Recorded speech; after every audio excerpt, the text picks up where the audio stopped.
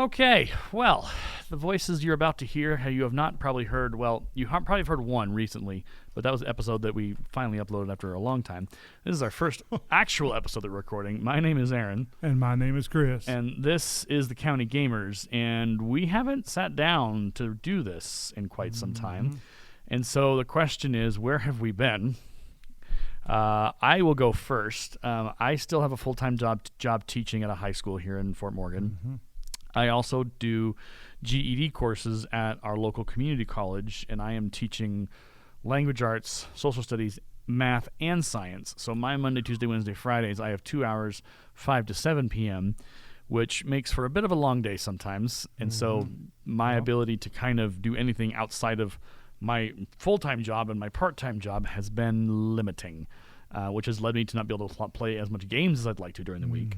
And so the other thing is, and we talked about this on the podcast with James on the Nerd by Screenlight podcast, we're at the tail end of kind of the COVID exhaustion.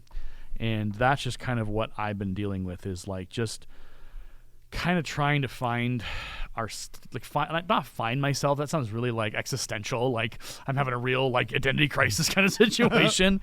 But it's kind of that, like, you know, we'll be on summer break here in a couple of months. That's crazy. At the end of May, like, and I just like it's just kind of it's this weird, indescribable, like you can't put words to how it feels to kind of be 2 years post COVID, and we're still just kind of like, okay, what are we and who are we and how do we go back to doing things normally? When sometimes we don't want to, like getting together in big groups and like, I don't have words for it because that's where we're at. So that's where I've been. It is like these moments where I get to sit down and record with people. Those are when my that joy returns. Yeah, I've been doing work during the week with like students, and we've been recording podcasts. We haven't uploaded a lot of them, but we will eventually. But it's like having that conversation. Is helpful, because then it feels like, okay, we're communicating again. But it also is made hard because, again, we're county, so we're in Morgan County. It's a small town. There's not a lot of people in town. There's not a lot of connections in town. You can't just like, and everyone's busy with work. Like we're trying to get back to normal. So it's just this big, complicated ball of bleh. And I don't know. It's hard, and it's not like it's impossible. Like I get through every day, and I get where I need to get. But it sometimes feels like just a lot of weight that we're carrying to try and get to the end, to try and get to the next weekend or the next break or whatever. And that makes it challenging. It makes it challenging when you're trying to get through your work, your full-time job, or you're going to go to a part-time job, or then your weekend, like you're spending all day on a Saturday just trying to relax, trying to come down from your week of just nonstop back-to-back things. Chaos. Yeah. So that's where I've been. Where have you been, Chris? Oh, my goodness. So I have been working my butt off every day. I learn 20 new things every day. That's awesome. Every day. Yeah, it's exhausting, too. So Chris recently moved from an IT job here in the district to an IT job with a local company. Yeah.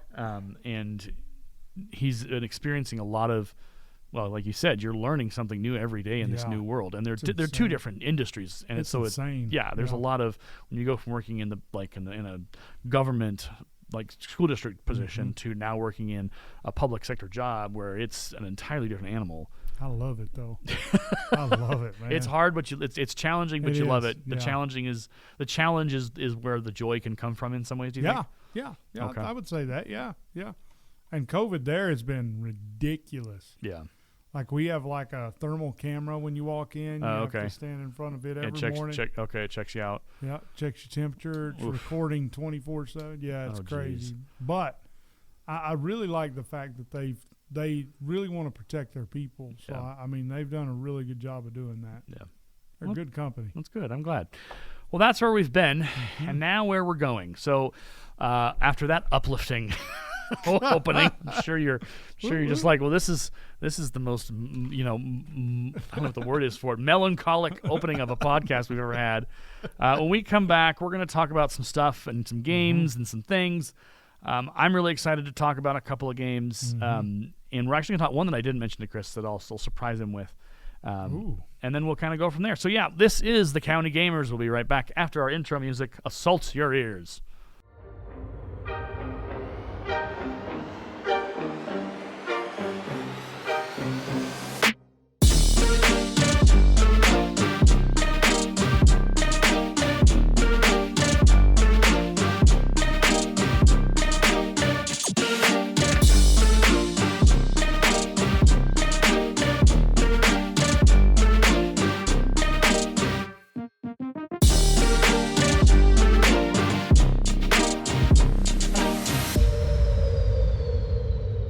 All right, welcome back to the County Gamers with Aaron and Chris. And we're here in Morgan County. We are county people, so we are in a town of about 12 to 13,000. The county itself is about 29,000. So when we talk about being in a county gamers, you would, in the eyes of metropolitan Denver or any other large city, we are a small town in what you think. I think we're a city, but semantics and all that stuff are, your mileage might vary on the term. Yeah. So today I had on the list Elden Ring, Cyberpunk 2077, Dying Light 2, Dying Light, and I actually was going to talk also about, if I can find it, Bannerlord. Oh, where is it? I literally installed it on my home computer. I haven't installed it on my laptop because I couldn't. So Mountain Blade 2 Bannerlord. What in the world? So Mountain Blade 2 Bannerlord is a sequel to the whole Mountain Blade series. There's a whole bunch of them. They're basically like, how do I say this? They're like Civilization or other kind of like games, but what happens is that you actually fight the battles like in an actual like situation. So when you move your army around or whatever, and you run into a competing army or bandits, you can choose to actually fight in real time, and it will actually like create your army that you have been assembling, and then you will be able to go fight hand-to-hand combat with the other army, and your army will fight or lose depending on if they're good enough or they're bad enough or whatever, and then you can capture prisoners, you can like buy materials. So it came out. Mountain Blade 2 Bannerlord came out March 30th of 2020. So it's coming up on 2 years old. Yeah. But it was the biggest exciting launch by Tailworlds Entertainment because people have been waiting for a sequel.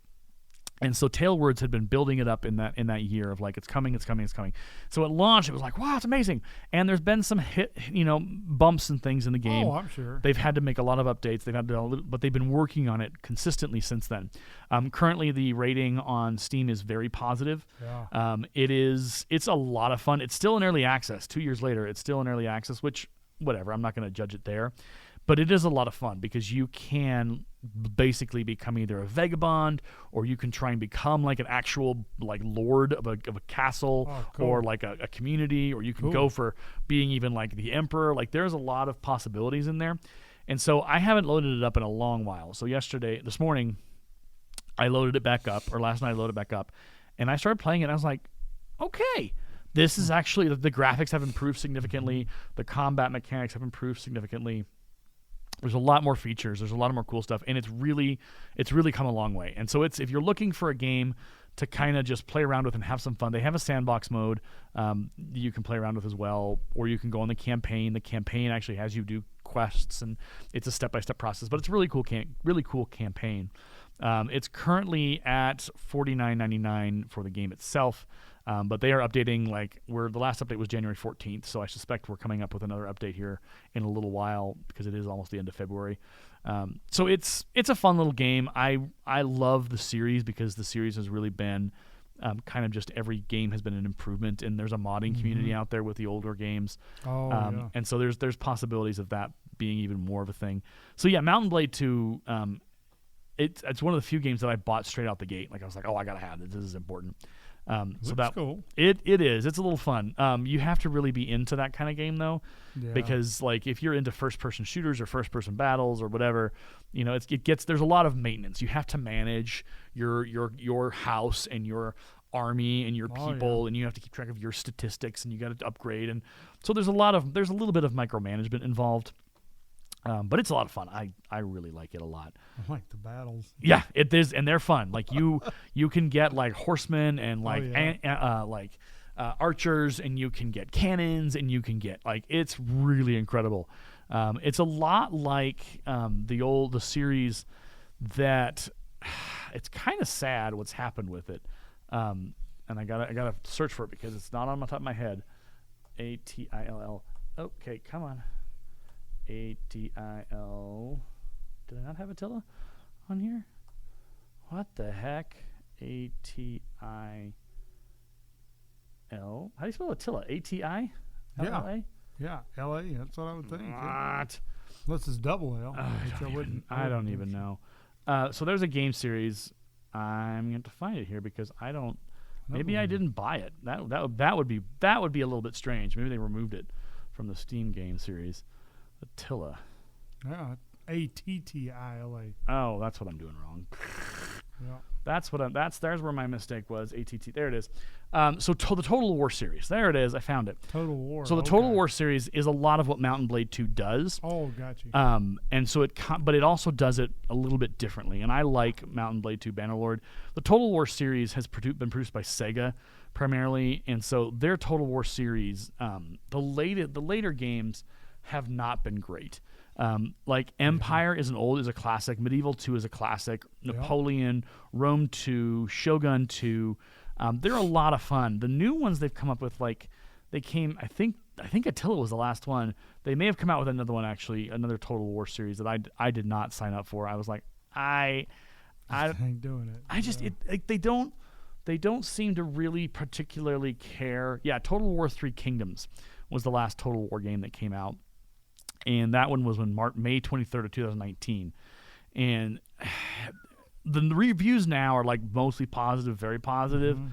But just given the bugs in Attila and the other stuff that was like really, really like not, it wasn't exciting. It was just like, okay, these are the same problems we've had in the previous games, like the same bugs, the same issues. It's not polished.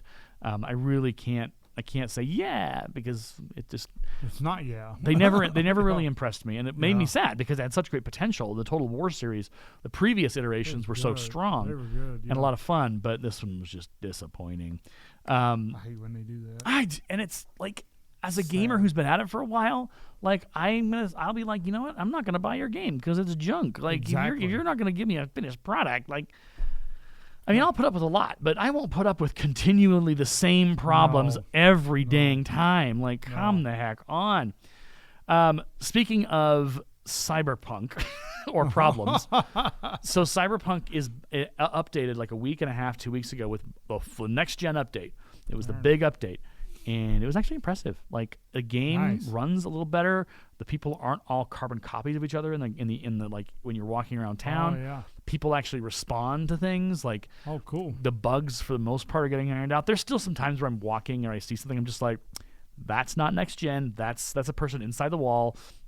It's still a little bit of a problem. Yeah. But it feels a little better. Like the car handling feels a little better. Like I'm just like, okay, I can do this. Yep. So I've been playing it a little bit. I still am gun shy because it's Cyberpunk 2077 and I don't think it'll ever be fully fixed. Oh no, I don't. That's kind of the sad part about it. They won't fix it. Not fully. So speaking of anger and frustration, you had a subject on the new Warzone map that you wanted to talk about how you hate it. So while we got our haterade pouring free from the cups of our souls. Cups of disdain. What is it about the new Warzone map? And first of all, talk me through Warzone because I am not familiar at all, which probably sounds like blasphemy out there. But not blasphemy. Are we talking about Call of Duty Warzone? Yeah, Call of Duty. Yeah. Oh, okay, Call of Duty Warzone. And when did that one come out? Oh, 2020, I think. 2020, I believe, is when it came out. I'm pretty sure. Yeah, 2020, March 10th. I'll never forget it because I played it with a buddy of mine. Yeah. Shout out to Dalen. So I got to start at the beginning, kind of, because the game started off excellent. Yeah. Like you're hearing all these jets come over your head, and the map was very good. So the map has changed quite a bit since the beginning. Okay. It used to be like a base style. Yeah. Like it was like a modern day type deal. Yeah. Then they decided, hey, let's go to the Pacific. Uh-huh. I'm seeing that Warzone Pacific. Okay. Sucks. Okay. It sucks. It's terrible. Okay, I get a lot of kills there, but Yeah.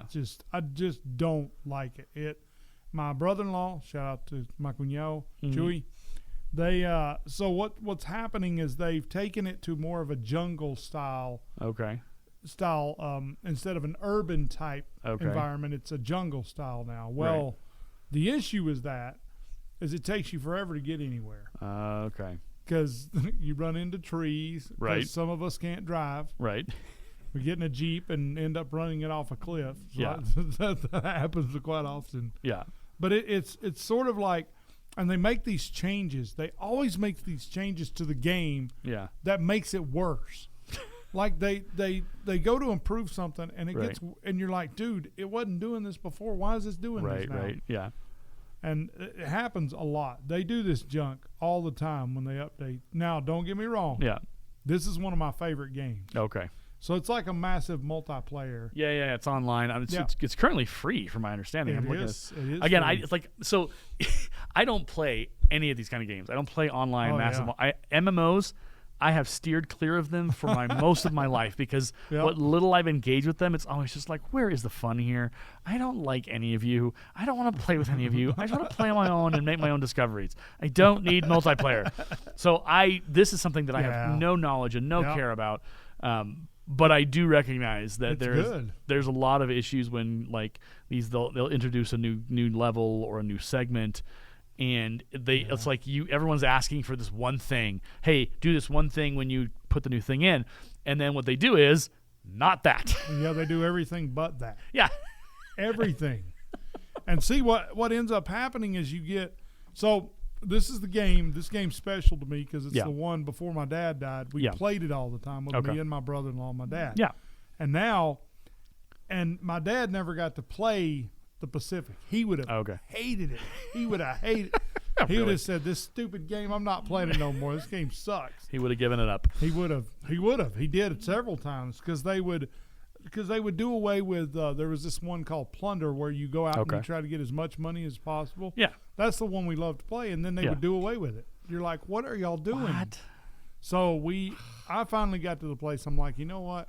I play with my brother-in-law because I enjoy it. Yeah. I enjoy it. It helps me to get away for a few hours. Yeah. And not that I play for a few hours, maybe. I play a few hours. It's okay. We're all friends here. We can admit. I yell and get mad. I do. Like, that's bull crap. There's no way you can shoot me from way over there and not even see me through a wall. Yeah. The presence of griefers and cheaters on MMOs, that's the reason why I don't want to play them because I'm a nice guy. Like, I'm not going to take advantage of the system or try and cheat my way through it. But I also know that I'm a noob. Like, I don't know nothing. Like, I'm going to die and that's what happens when I play him. I die all the dang time. I die a lot. And I'm just like, where's the point in this? Where's the joy? Where's the why? Why do I keep doing this to myself? Yeah. But this game in particular, Warzone is probably my favorite game. Okay. Because it's a very special game because of my dad. Yeah. So I really enjoy playing it. Now, I'm not going to say that the Pacific map is that bad. It's just the other one was better. Yeah. And I don't know why they don't bring the other one back. Like, give us the option. Right. To play one or the other. Who does Call of Duty? Is that Activision? Activision. Oh. That is Activision. And they work with Blizzard. So two of the Two of the worst. Two of the least favorite companies on the gaming list that you could probably people would like if you surveyed gamers, they'd be like, no. Well, and I wonder about Activision. I'm like these are the guys and so I don't know if you remember this, but I've talked about it before. Activision used to have the Star Trek license. They did. Yeah. And they made bomb games. They made games. Incredible Star Trek games. Incredible Star Trek games. And for whatever reason, actually I know what the reason is, because here's the deal. MMOs are free. And they make their money through loot boxes. They make their money through purchasing outfits and weapons and all that kind of stuff. Exactly. It can turn into, and often does, turn into pay to play. Yeah. And so the reason why Activision and Blizzard why they seem to only right now, in my perspective, aside from like Diablo 3. Oh, God, I love that game. We've talked about that.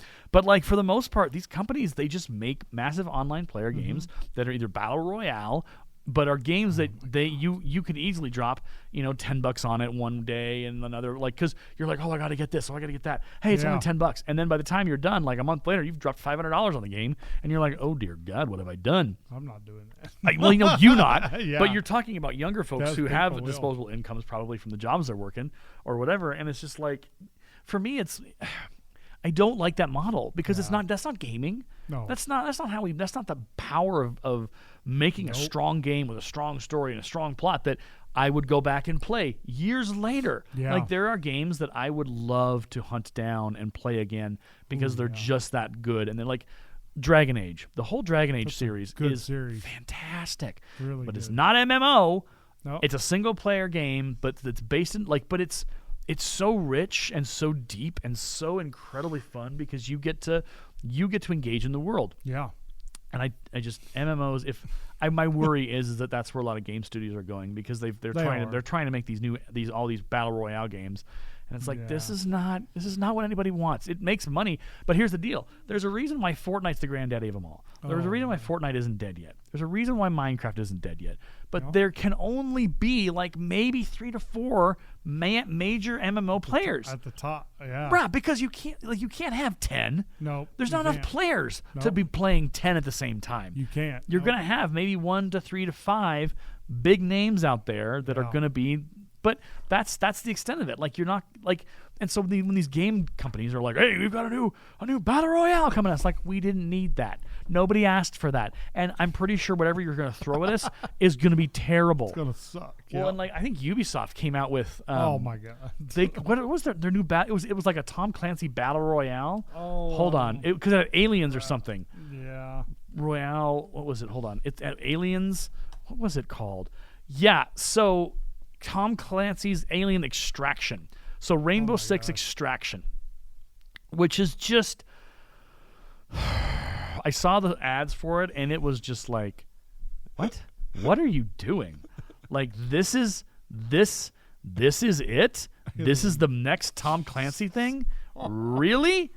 It was universally just been people just like, we didn't ask for this. No. We don't want this. Why did you put this on this thing when you could have developed an actual good single player game? Jesus. But yeah, Tom Clancy Extraction. In it, I have no interest. Rainbow Six Extraction, yeah. It's an online game. Oh, Rainbow Six, okay. Yeah. The release date, it came out on January 20th, 2022, so literally a month ago. I have not seen any videos on it recently on YouTube on the things that I watch. It looks like you watch the gameplay and I'm just like, this is dumb. Why no, I don't want to play this. I don't want to, like, alien infested location. Like, that's not Tom Clancy. Tom Clancy is anti-terrorism. Tom Clancy is the political intrigue. Yeah. Tom Clancy is not about aliens. He don't know nothing about no what aliens. What are you doing? So I haven't even touched it because I looked at it and was like, this is a joke and it's online, so no, not touching it. Bad llama. Yeah. It's horrible, man. These game makers are terrible. Well, and the thing is that not to bring this phrase into it, but like kids these days, not to say that, but like people like gamers that are of a younger generation, sometimes they don't understand what they missed or what they could have. They don't, because it's like you could have a really immersive environment, a really immersive game that'll challenge you, that'll push you, which leads us into my next conversation, which is Elden Ring. Yeah. Now, darn it, man. I still hadn't bought it. I know you were on the edge, and I almost pushed you yesterday a little bit, but I was like, I don't want to make him do what he doesn't want to do. I'm so close. I do. My wife told me to buy it. She told me to. She's like, honey, just get it. You'll like it. So the thing about Elden Ring, so I am a Skyrim guy, right? Yep. I'm a Dragon Age Inquisition guy. I love open world. I love fantasy. Yep. I will play those games. Those games, Skyrim, the Skyrim series, that's like the Dragon Age series, all of those, like the Horizon New Dawn, all of those, they are challenging, but they're not going to push you. They're not going to make you really fight for it. So here's the deal. Elden Ring comes from the company that has made the Dark Souls games. Oh, yeah. I don't know if you've ever played a Dark Souls game. I don't think I have. I haven't. I've watched people play them. I've seen it played, yeah. Oh, And you talk about rage quitting. You talk about rage and screaming and shouting. Like, you watch a Dark Souls 1, 2, or 3 like playthrough, and those guys, they just because they die so easily. They die a lot, you have to really build your character up, and you have to know how to do your potions and how to do your summoning and all. Like, you really have to play that game like you're on survival mode. Like, you can't, because when you die, you lose your gems or your whatever, and you got to go back to that place and find it. So Elden Ring is not a Dark Souls game. It is Souls-like. It's actually in the tag on Steam on the little thing. Souls-like. And I was like, oh, no. But I was watching some playthroughs, and I was like, this looks like an open-world Skyrim game. It's kind of fun. Sweet, yeah. Looks like I bought it, I think Friday or whatever day it was. Oh, yeah. And I started playing, and it was just like, what? It is the design of the environments is incredible. The way that the world looks as you walk through it and as you interact with it, it is incredibly detailed, and it is one of those games where you're just like you just want to wander around and look at stuff. Now, you can't do that because there's enemies and they'll kill you, so you have to be very mindful. Yeah. The other thing is, you have to kind of get yourself to a level to combat the bosses that you encounter. Oh yeah. And so what'll happen is if you don't go down in the dungeons and kind of build up your strength and get your experience and get your potions and get your weapons upgraded, like, if you don't go and do the work, which is fun because it's just there's no same dungeon. They are all so different and so cool. It's incredible. So you have to do that. But then when you get to your first boss, you've done the work to build your character up so that you can actually fight this boss relatively, well, I shouldn't say easy because nothing in the Souls-like world is easy, but you can do better. And the bosses are intense, and they will come out of nowhere. I was like walking like on this little ridge, and I came down this little hill, and I saw some guys over in a little like pool of water or whatever. I was like, oh, I can probably go fight those guys and get some experience. I took like 3 steps, and all of a sudden, I'm like, what is going on? I look around, and also there's a dragon out of nowhere, drops down and starts blowing up these guys with fire. And I'm like, I gotta go. I don't want nothing. I don't want that. I'm not ready for that. Like, I thought about it. It's like, could I try? No. So I had to turn around and run. And that's like when you get out of that game, when you get out of your like starting point, you're gonna have the opportunity to challenge some enemies or some mega bosses. Yeah. You have to be ready because it is unforgiving.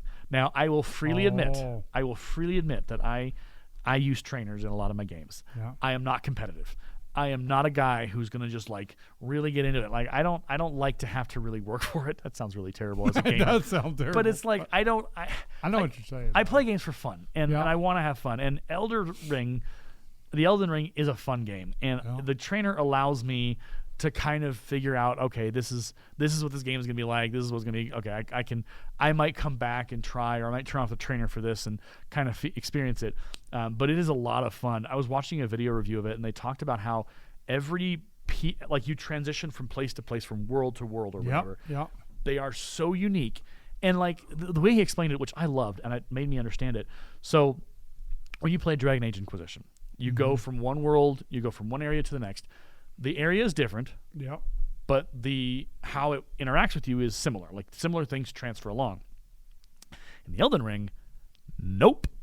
Yeah, it's not like that. The rules don't exist. So the rules don't follow you from world to world. There are different rules and different things and different pieces. And so you're cool though. You're always surprised. Like, there's always something more, and there are so many caves and so many caverns and so many things to explore that he was saying, like, if he had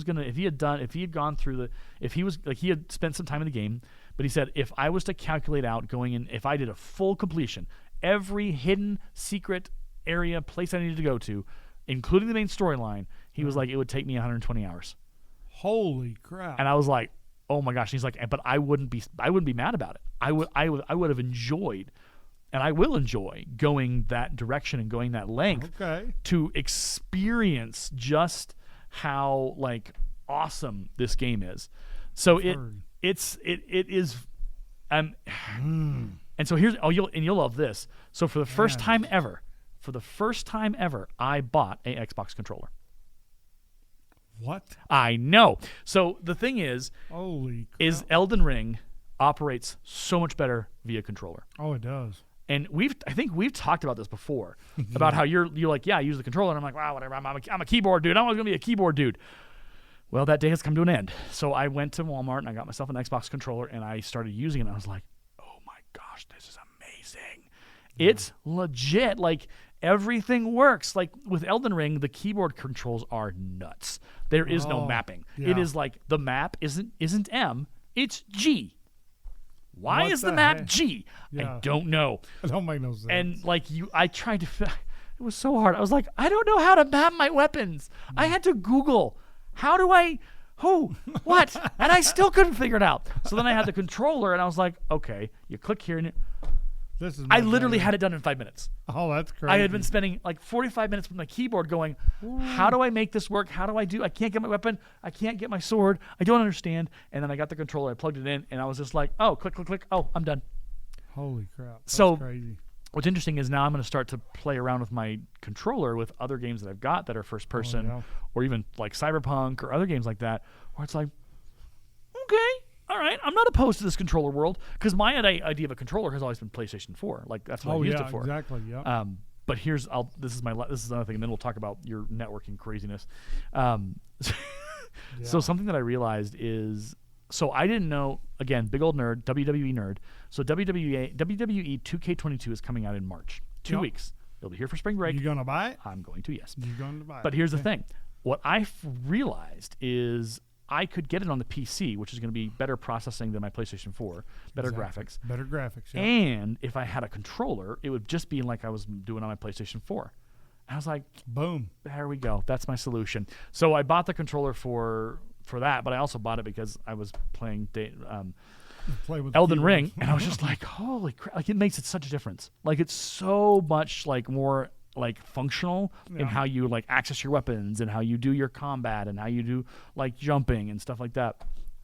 So yeah, it was a trip getting a controller and just being like, oh boy. I mean, because I'm used to PlayStation, so now I have to get my hands around the actual Xbox controller. Different. It is very different. So there's going to be a learning curve. And here's the sad reality. Mm-hmm. I'm not sure I will go back to PlayStation after this, because the PlayStation 5s are expensive right now because there's none of them available. Yeah, they're. But if I can use an Xbox controller, if I can use a controller on my PC and play those games without having to get me an Xbox or a PS5, why wouldn't you? I'm gonna do it. Like, I'm not gonna spend another $500, $600 on a PS5 and then have to spend $60 on games. Like, I can get a game for my computer. And unless there's like a PS5 exclusive out there, but I'm probably not gonna want to play those games anyway if they're PS5 exclusives. Like, I'm a PC dude, PC gamers. We're a big market. They're gonna get stuff to us. They'll release it. Yeah. Yeah. So it's like, it's weird to say that, because for my entire life, my entire computer gaming life, when it came to PCs, I was a keyboard warrior. I was a keyboard guy. WASD, mouse, the whole 9 yards. That's all you need. Yeah. Space bar to jump. Yeah. Yeah. But now it's suddenly I'm just like, oh no, I think I might have to be a controller guy soon. And it will help, like, because I have Flight Simulator that I haven't played in a while, because I don't have but the controller may actually might be viable, helpful for that. Mm-hmm. Yeah. I don't know. I mean, I have a joystick, but I don't know. There's some things there that I'm going to figure out. That sounds cool. It's weird, like, to think about this now. Like, if you'd asked me 20 years ago, be like, are you ever going to need a controller for your PC? Be like, no, I don't need a controller for my PC. That ain't what it's for. Right, but now, because of how the games that are on that platform on Steam you can get, like, that are functional with a controller. Oh yeah. It's like, I don't know why I never did this before. Well, then also look though at the Game Pass. Yeah. Some of the games on there you can't play without a controller either. Oh, okay. So I think that's the direction Microsoft is trying to go. They're trying to get all their games to where you can play them with a controller. Oh, okay. That makes sense. My son has a controller for his computer too. Okay. Yeah. Well, the world is going to controllers. Who would have thunk? Not me. I wouldn't. Not yet. you haven't got. Well, I think here's the thing. If you do buy Elden Ring, I think I'm going. You're gonna have to get a controller. Yeah. I'm telling you, because the key mapping makes no sense. I had to literally Google, how do I do this? How do I do this? How do I do this with the keyboard? Because it's not just natively there. It is a port, mind you. It's a strong port. Like it's more natively built for a controller. Oh, and it's a lot more fun with the controller. let me tell you, just so much fun. Like when I originally played Dragon Age Inquisition, it was like the world had changed. Like my world was blown apart by how good Dragon Age Inquisition was. Yeah. And it's a similar feeling with Elden Ring. It's just like, this is fun. Like I want to go around that corner. I want to go find out what's next there. I want to go explore. I want to go fight this bad dude. I want to build myself up so I'm able to take out the bad guys with one swipe. But again, it's a big game. It's a big world, and it's a lot of fun. Sounds like a ton of fun. And yeah, I can be a samurai. I'm seeing. Yes. So there's different choices you can make. It's a lot like Sekiro Die Twice. If you've ever played that game, I haven't because it's like another Souls-like game. But Sekiro Die Twice is from the same game studio, and it's an incredible game. One of these days, I will pick it up and actually play it. But this is where I feel. And because the company that produced it is a Japanese company, and we've talked about this, how Bandai understands storytelling. They do. They understand deep, like lore-based world and storytelling, and they take their time to produce they do. a quality story. And I feel like these studios, like the Bandais and others, they figured out, look, the MMO little like shiny squirrel situation isn't in the long run going to get us what we need. That's right. And we need to make sure that we continue to make strong games that players can play for 120 plus hours. And then, hey, if we want to put together a strong DLC or something to add to it, we'll do that. But most of these, like Sekiro Die Twice, I don't think had DLC. Oh, yeah. I don't think Dark Souls has had, I mean, it might have had DLC, but maybe. I don't think it has. Yeah. I think I'm going to buy this game. Man. Okay. I'm almost there. Yeah, almost there. You're so close. I am. Just got to push you a little harder. It's one of those games that I would probably play for a couple of hours on a Saturday. Like I would just sit back and just have fun with it because that's cool. It's a fun game to play around with. Okay, so you reconfigured your entire system. Yeah, I'm not done with it yet either. Why? Oh, okay. So I don't know because I'm stupid. I think. No. Well, at least you're honest. No, it's more for me. It's more about. So I have 3 servers at home. Only 2 of them are running. Well, one of them's running now. Mm-hmm. One of them is running virtualization. So I have everything virtualized now. My firewall, content filter, So I'm going to be doing a server. So I have a server for the firewall. Yep. Virtualized. Yep. Then I have another one that runs the. Oh my God, what's it run? Oh crap. I don't know. It runs something. Okay. It all gets jumbled up after a while. So one of them is going to be running the remote access side of things. So I'll have VNC server running on a Windows 10 machine. Yep. And that will allow connections within my network so I can remote into things. So I can VPN into my network from the outside and then use VNC to get into a machine if like one of the boys, if I'm working late or something's wrong at home, I can fix it remotely. So basically, I'm finding as I get a little deeper into it, why people do the things they do. So most people will run a switch with all fiber ports. Now I know why. Oh, okay. Why? Well, it's because you need the 10 gig. Okay. The throughput of a 10 gig network internally so that you can move files and you can, like if you're moving say a 10 or 20 gig file across a network, it takes a lot longer on a gig connection versus a 10 gig. Okay. And so there's a lot of reasons I'm doing it to learn. Yeah. It's to learn too. Like I'm learning a lot about firewall rules and stuff like that too. So, it's got a dual benefit. Yeah.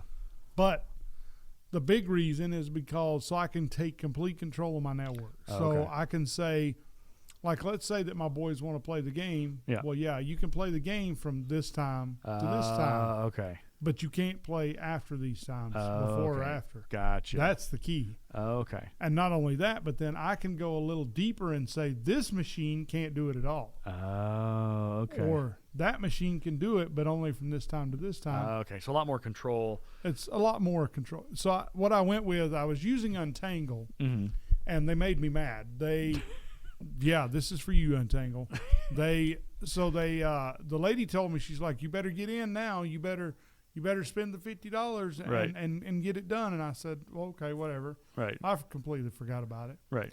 I went to reactivate it, spent the $50, and then sent them a request to support saying, hey, I need to do this, this, and this. Yeah. And they're like, your support case has been closed as solved. This is what you need to do. And I'm like, what the frig kind of support was that? I just paid you $50. They want me to buy the paid support. And I'm like, oh, that's how it works. So then I said, okay, fine. If you are going to be that way, right, I'm going to go with something else. So there's a company called Sophos that makes antivirus. They make an AI antivirus. And it's very good. It's a very good antivirus. Okay. And so Sophos is free. I mean, most of the time it's free for like home users. Yeah. But they make a piece of software that you can run virtually. Mm-hmm. They make a piece of software that you can run. You can run it either in the cloud. They've got their own devices. Okay. Or you can do whatever you want. But I ended up going with them because I know Sophos. Yeah. And I got to say, man, it's one of the best firewalls I've ever seen. Really? The control you have. Yeah. It gives you a lot of control. That's awesome. Once you learn the interface and figure out how to apply the rules, it's very, very good. Huh. And it's free. That's crazy. I didn't pay a dime. Not one dime. That's crazy. Crap with you, Untangled. Y'all can keep your piece of software. Well, and that's, I think, what's funny about like software companies is, so this happens. So I had used WordPress on my blog for a long time. Love WordPress. The problem is you get these templates and like the free ones are all right, but there's always like on those templates there's like a premium, and I have only paid a premium template once.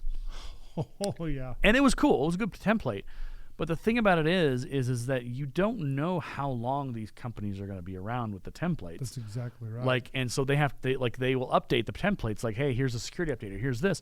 But what happens when that template company folds, or they move on to something else, and they're no longer supporting that template? Exactly. And so for me, and the thing about WordPress is that it's a good program, no questions asked. It is a good program. But when I look at something like Wix, I can design a Wix website like that. And it is plug and play, versus with the templates with WordPress, I had to do significant amount of work to get them to do what I wanted to do. And I found one that really was awesome, but then for whatever reason, an additional add-on that I threw in there wouldn't work. Like, it wouldn't do what it was described. And I was just like, how and why? Like, I need this to do this one thing, and it says it does it, and I've done it, I've reloaded it, I've done it. What the heck? And so I kind of when my renewal was up for my WordPress hosting for my teacher blog, I let it lapse. I downloaded all the blog posts, so I've got them all. But I was just like, you know what? No, not this time. WordPress is no longer. It's not. I don't write a lot of blogs, and I don't have a need to design a business website, because I could probably do it through Wix and do a lot better through Wix than having to use WordPress as my system. And it would be cheaper and more effective because you can do a lot more with Wix plug and play. You can add features, you can drop them, you can do whatever. And so it was just kind of like that whole like business model of like, well, you can get this free, but then you got to pay for more. And it's like, I don't want to do that. Either give me free all, or do it paid up front. Say these are premium. One or the other. These are premium like things. Yeah. The only way you get access to them is you pay, and that's the thing. And I'm like, okay, I'll accept that. But if you give me a free version that I can play around with, and then when I really want to do what I want to do with it, I got to drop $20 on you.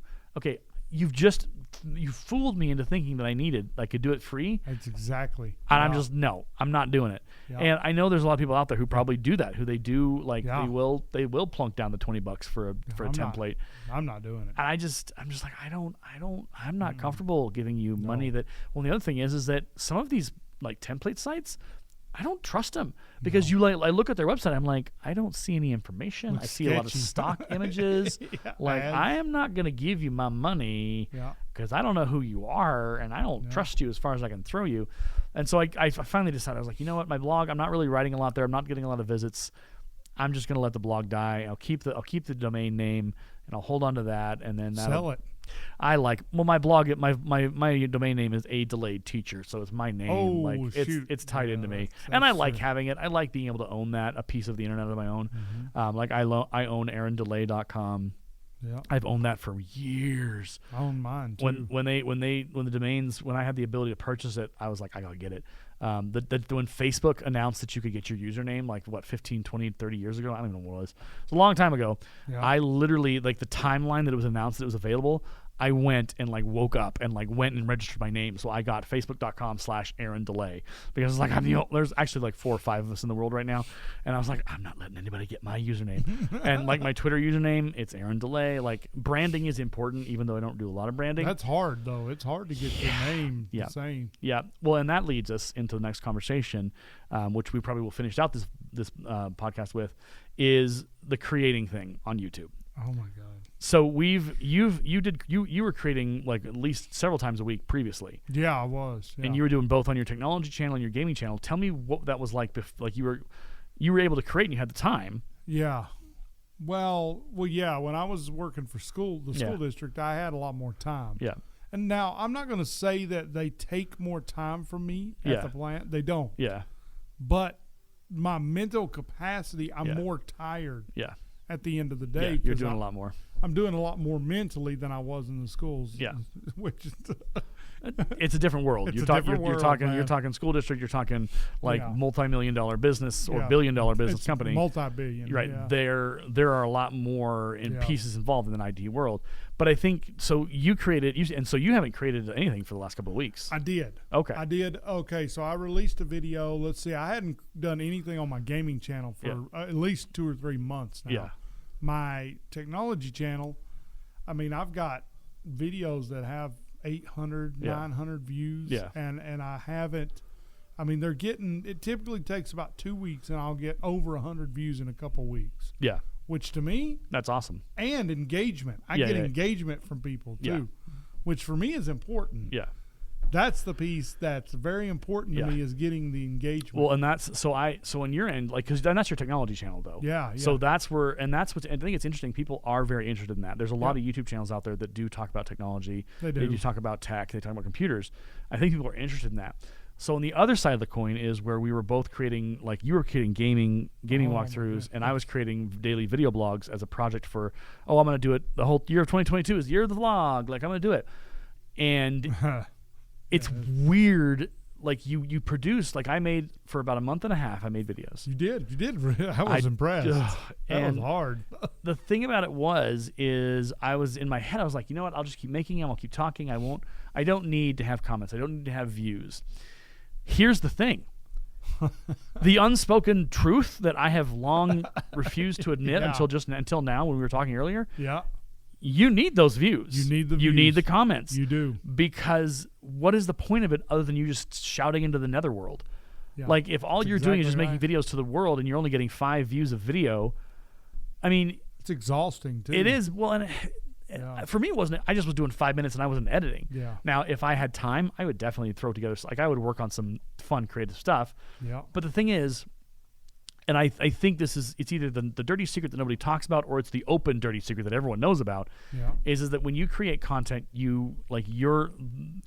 it's such a unique thing, creating content. It is. This is in the last 20 years, YouTube has become a thing, a massive thing. And content creation through YouTube, through TikTok, through Instagram, through all of those various mediums, they've become a thing. Yeah. And there are people who have made their lives and careers out of creating content on various platforms. Very good careers. Right. 22 years ago wasn't a thing.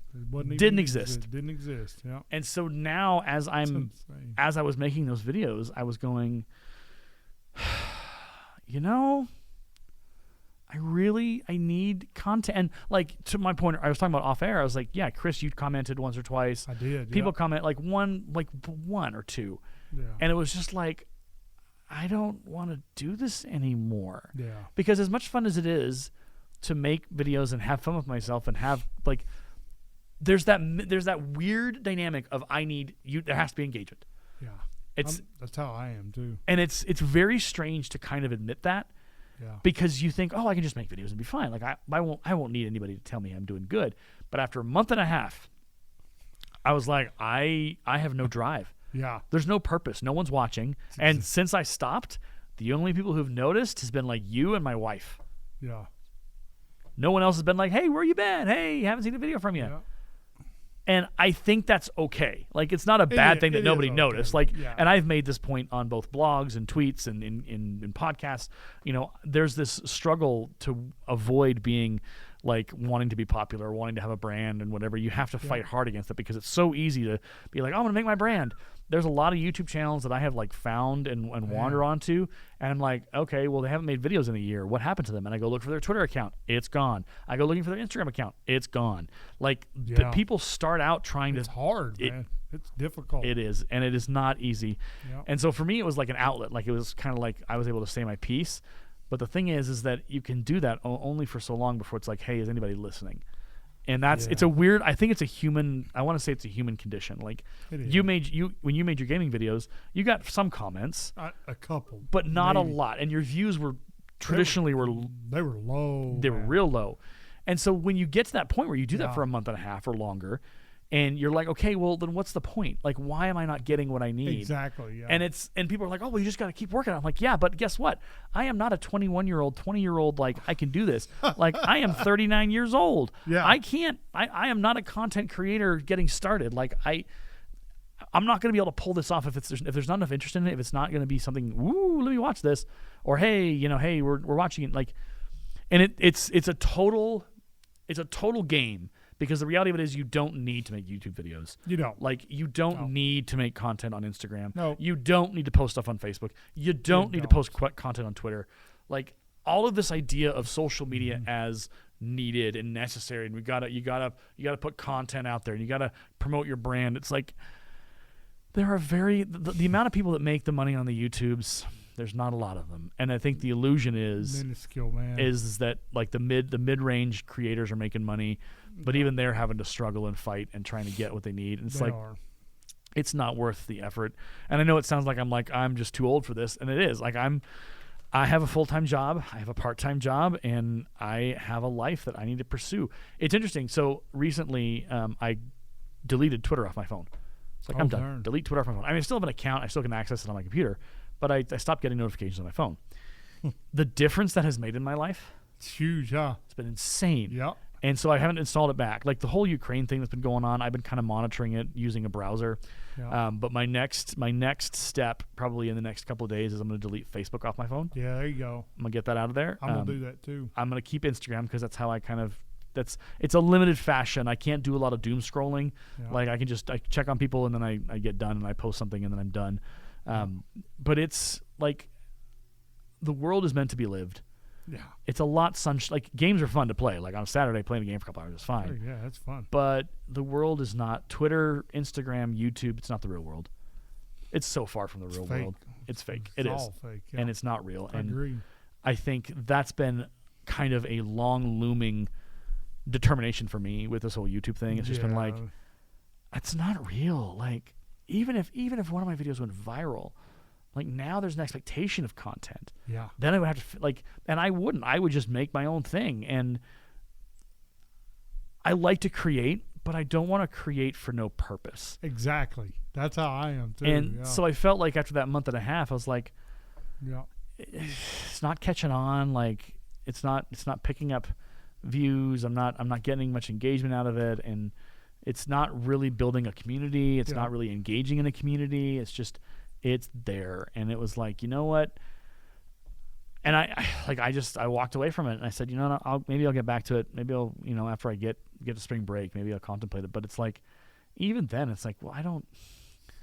Even if I grabbed one of my cameras and did my day, and then I edited it and put it up, I don't know. It just doesn't feel. It doesn't feel like there's a point. It doesn't feel like there's a reason for it. And so I agree. Yeah. Creating without a purpose is one of those things that I've realized, and probably others have realized, and that's why they abandoned their YouTube channels and Twitters and everything else that I'm always trying to find. I think to create, you want to have purpose, and you want it to do something for you. Don't just do it to do it. Like, do it because it brings you joy. And in some ways, my content brought me joy in the early time. Yeah. I had a lot of fun. Yeah. But after a certain point, it's like, who am I making this for now? Am I making it for me, or am I making it for people to like get and see and engage with? And it was like I had crossed, I guess you could call it cross the Rubicon, or I jumped the shark. Like, I suddenly somehow shifted my perspective, and it's so easy to get into that mode, and then you realize, oh no, I didn't want to do this. And it's I don't think there's a way to make content purely for yourself on YouTube or any kind of content platform. It's like you go into it, you're going, yeah, I'm just going to, you can't, because eventually you want people to notice you. You want people to get your content. You want people to engage, and that's just human condition. Like you want people to be like, yeah, this is cool. You want it to matter. You want it to have a purpose. You want it to have an audience. And that's right. The reality of it is that there's not enough an audience for everybody to have a YouTube channel that gets big or does their thing. It's true. So it's true. I don't know. I don't think I'll go back to YouTube. I think my position and my plan in life is probably going to be podcast related, because I can sit down and I can record a podcast with you. I can record a podcast with James. Like I can record a podcast with my students. They're awesome too. I can do that and enjoy it, and I can. It doesn't. There are people who want to listen to that, and the students are like, yeah, I want to listen to that. I want to hear what I sound like. I want to hear what we talked about. I'm like, all right, cool. They do a good job too. They have a lot of fun. They're really I've got a bunch of episodes. Like I've got probably like 10 plus episodes. I got to get at least edited and then uploaded between you, James, and the students. Because I can edit if you want me to. I gotta get those rolled out in the next couple of days. Okay, well, I think we've exhausted our brains. I think what I'm gonna leave, what makes me the saddest, but also the most like I get it is that I don't think I have constantly over the last 15, 20 years tried to do something on YouTube that mattered. Yeah. You know, like I've taken part in group channels. I've taken part on my own. I've taken part in trying to create and every time I get to a certain point and it's like, it doesn't matter. Like there's nothing here. Yeah. There's no payoff. Yeah. And I say that just as a cautionary tale because you've got people out there who are creating content for TikTok, they're creating content for Instagram, like they're content creators, they're influencers. Yep. And you got people like students like in our younger generation who are like, yeah, that's my future. That's what I want to do. And it's like, yeah, but is it really? It's hard, man. There was a documentary that I think Yahoo did or someone did on the D'Amelio family. Charlie D'Amelio is a big TikToker. Charlie D'Amelio? That name sounds familiar. I don't know. Anyway, she's like 14, 15 now, I think, maybe 16. Yep. She was like a big part of the TikTok revolution. And before that, when it was Musical.ly, like, so they did a profile on her and her family, and it's her whole family, like Charlie, her sister, and they're basically creating content on TikTok and dancing and all this other stuff.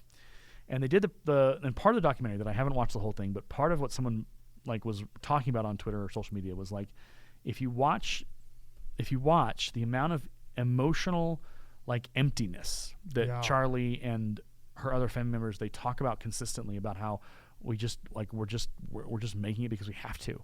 There's not really a reason. We're just making this content because people are asking for it. Like we're now like, you have become the product. Yeah, that's it. They have become the product. It is no longer about like, oh, I genuinely want to do this or I genuinely have an interest. It's like and then the hate comments and then all the things and the tweets and everything. Like all of that became, and I don't know, I'm sure they're still producing content to this day, but the documentary was very revealing into what it was doing to these kids, to these girls. And I use that as an example when I talk to kids. I'm like, look, anything like that, video, TikTok, YouTube, it's in the end, you're not old enough to manage that. No. And I'm 39 years old, and I'm not old enough to manage and like try and make it a thing. Like if I quit my full-time job, quit my part-time job, and dedicated myself to YouTube, I'm sure I could make a go of it. You could do it. Yeah, I would be tired. You'd be exhausted. I would be irritable, and I would be hating myself because I'd be trying to make myself that I'm not. And I don't want to be somebody that I'm not. No, me neither. And I think that's the biggest, hardest thing is that as much as people on YouTube and all these other platforms, as much as they are themselves, they're not. They're a face. They're a copy, or they're not. But yeah. So tired. Yeah.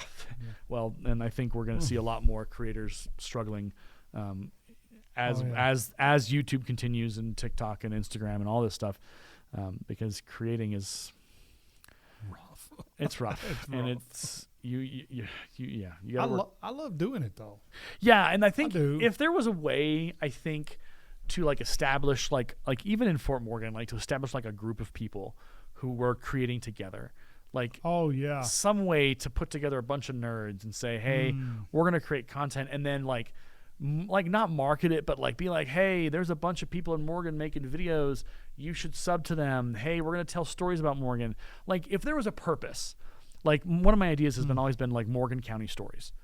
Oh, that's interesting. And grabbing a video camera, grabbing a podcast, grabbing one of the microphones, and finding somebody to tell their story and to record them, to then edit it and produce it and create it to spotlight this community, to spotlight, like that could be fun.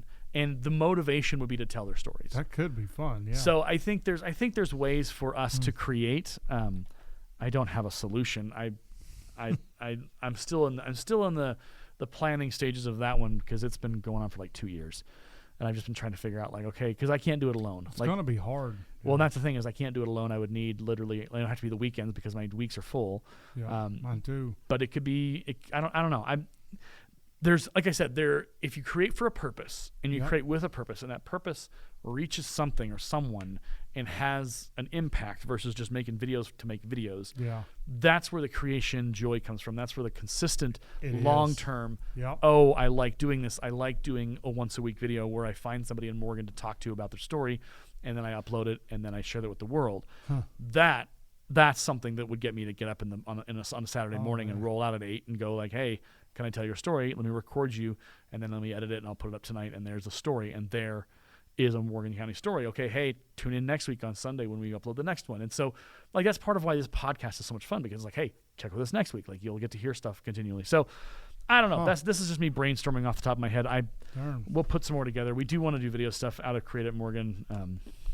I want to do stuff, but I don't want to do it just to do it. Yeah, I want to do it because, hey, we got a story to tell. I think that's the challenge. So we'll figure out next week we're recording every week. So you'll hear us every other week here on the County Gamers podcast because we won't be on next Sunday if we don't get sick. Or if we just get tired. If we get exhausted, that does happen a lot. That happens too. Yeah. Well, from exhausted to excited to tired and back again. This has been the story of the County Gamers. My name is Aaron, and my name is Chris. I'm gonna go take a nap. I'm gonna go walk because my wife told me I have to. And on that bombshell, good night. Okay, bye, y'all. You've been listening to the County Gamers Podcast, presented by Create at Morgan Productions, located in Fort Morgan, Colorado, USA. For more information on our production house, other podcasts that are hosted here, and further details, please visit www.createatmorgan.org. You can find us on Twitter at the handle CreateAtMorgan. Create at Morgan is a school club at Lincoln High School, our alternative education campus here in Morgan County. Our sponsor is Aaron DeLay, the language arts teacher at Lincoln. Send any feedback to adelayedteacher@gmail.com. Thank you for listening to our podcast.